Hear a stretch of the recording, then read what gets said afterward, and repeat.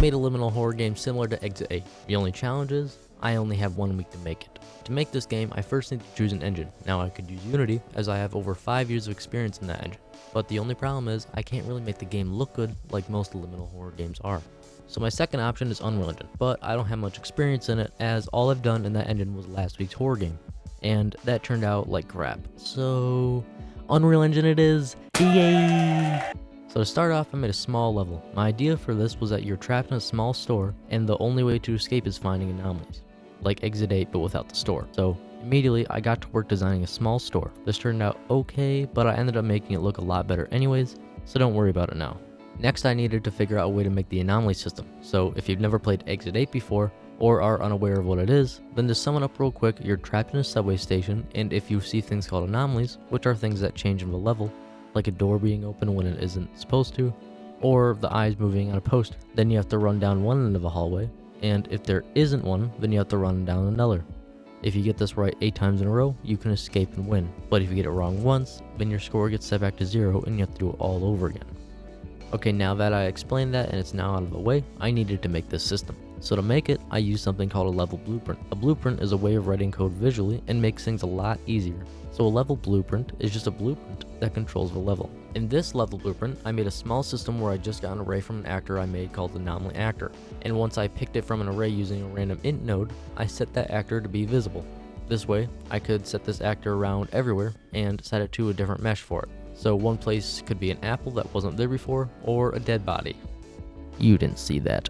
The only problem with this system is that I can't change stuff, like make an actor bigger or change its rotation. The game will all be about seeing things that weren't there before, and that's no fun. So after what seemed like decades, I found it.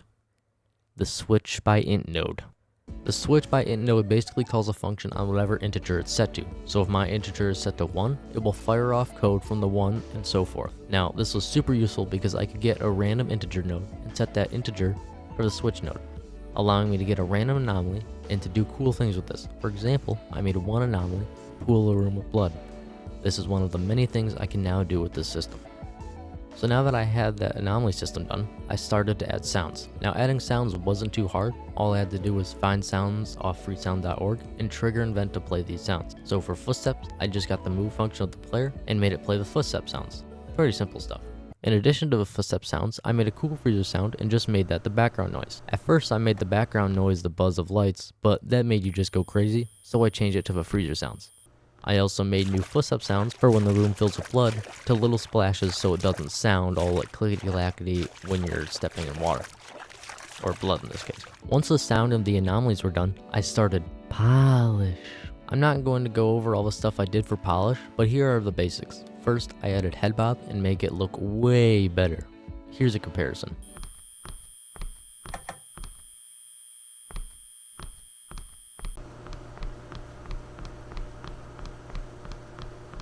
Then, I refined the footstep sounds to make it a little better and make them less repetitive, and added some smoother movement and updated the performance because the game would run a little slow. Then I had the idea to make some AI anomalies. So I don't want to spoil too much of the anomalies for you guys, so I won't share all that much.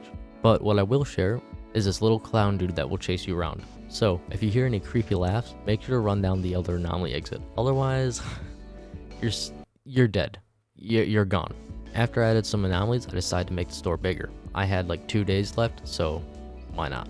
I practically doubled the size of the store. This did help me a lot with adding more anomalies and made the game way harder. There was way more things to memorize, and it just made the game a lot more fun.